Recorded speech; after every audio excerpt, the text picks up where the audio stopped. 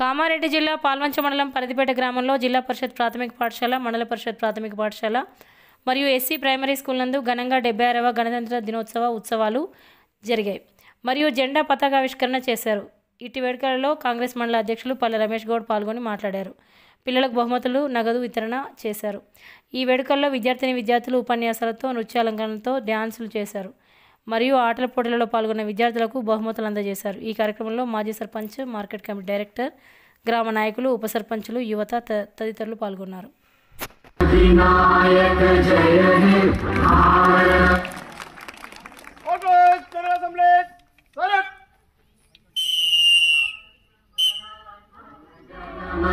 अधिनायक जय हे भारत भाग्य विधाता, पंजाब सिंध गुजरात मराठा द्राविड उत्कल बंगा, विंध्य हिमाचल यमुना गंगा उज्जल जलधि तरंगा.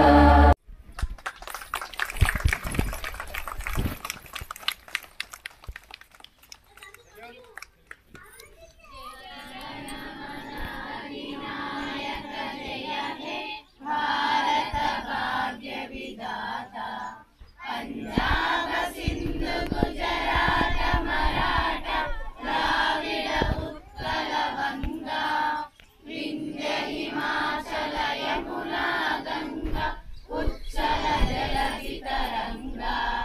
तब शुभ नामे जागे, तब शुभ आशीष मागे, गाहे तब जय गाथा, जन गण मंगलदायक जय हे भारत भाग्य विधाता.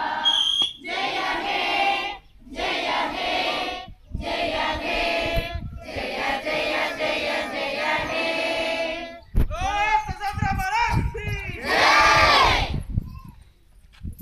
నేను ఇది చేయాల్సిందే అని నిర్ణయించుకున్న సందర్భాలు నా మనసులో చాలాసార్లు ఉండే. మేము చదువుకున్నప్పుడు ఈ రిపబ్లిక్ డే కానీ, 15th ఆగస్ట్ కానీ, దసరా దీపావళి వచ్చినప్పుడు కానీ బట్టలు కూడా కరెక్ట్గా ఉండేవి కాదు. మేము వేసుకునే బట్టలు కూడా ఎక్కడో ఒక దగ్గర చిరిగిపోయి అవి కవర్ చేసుకోవడానికి స్టేజ్ దగ్గర ఉండాలి అన్నా కూడా ఇబ్బందులు పడేటటువంటి ఆ రోజులలో మన గవర్నమెంట్ స్కూల్లో చదివే పిల్లలకి ఏ ఇబ్బంది లేకుండా వాళ్ళకు కావాల్సిన ఎన్విరాన్మెంట్ అందించాలని చెప్పేసి నేను చదువు ఆపేసిన మొదటి రోజులలోనే నా మనసులో అనుకున్నా. ఎందుకంటే పాఠశాలలో ఉన్నటువంటి విద్యార్థులకి బట్టలతో పాటు మంచి సంస్కారం రావాలి, పిల్లలకు కావాల్సినటువంటి అన్ని వసతులు ఏర్పాటు చేస్తే తప్పకుండా వాళ్ళు ఉన్నత శిఖరాలను అందుకుంటారని చెప్పేసి నేను పూర్తిగా నమ్మే వ్యక్తి.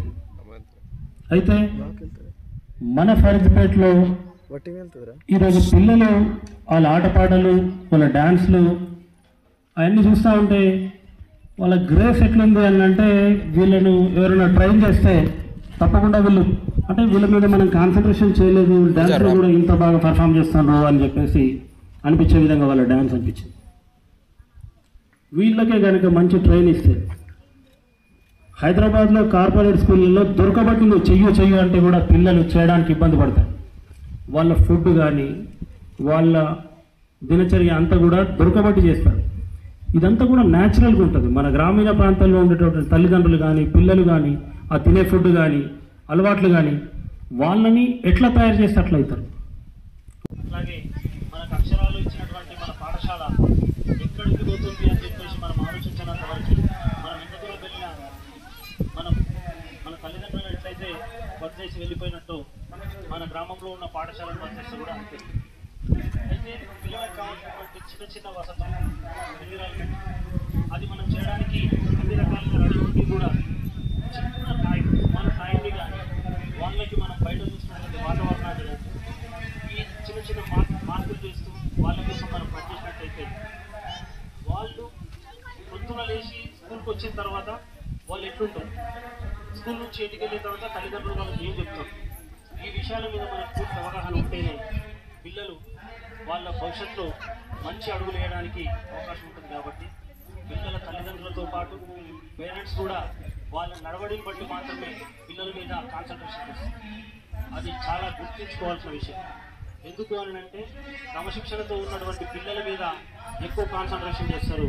ఎప్పుడైతే క్రమశిక్షణ తప్పి వాళ్ళు మేము వినము అని చెప్పేసి ఏ చెప్పినా పెడచోన పెట్టినటువంటి పిల్లలను తక్కువ మనసు పెట్టే ఆలోచన ఉంటుంది. కాబట్టి తల్లిదండ్రులు ఇంట్లోకి వచ్చిన తర్వాత వాళ్ళకి మనం ఏం చేస్తున్నాం, మనం ఎట్లా ఉండాలని మన దినచర్యను బట్టి వాళ్ళు వాళ్ళ పద్ధతులను నేర్చుకునే అవకాశం ఉంటుంది. కాబట్టి తల్లిదండ్రులను కూడా ఇంటికి వచ్చిన తర్వాత వాళ్ళకి మంచి మంచి విషయాలు బోధిస్తూ వాళ్ళ భవిష్యత్తు గురించి మనకు తెలిసిన విషయాలు చెబుతూ స్కూల్లోకి వెళ్ళిన తర్వాత క్రమశిక్షణతో పాటు బయటకు వచ్చిన వ్యక్తులతో కనిపించే పెద్ద మనుషులతో వాళ్ళని మనం ఎప్పుడో గౌరవంగా చూడాలని చెప్పేసి ఈ విషయాలన్నీ నేర్పిస్తూ పెంచితే తప్పకుండా భవిష్యత్తులో వాళ్ళు మంచి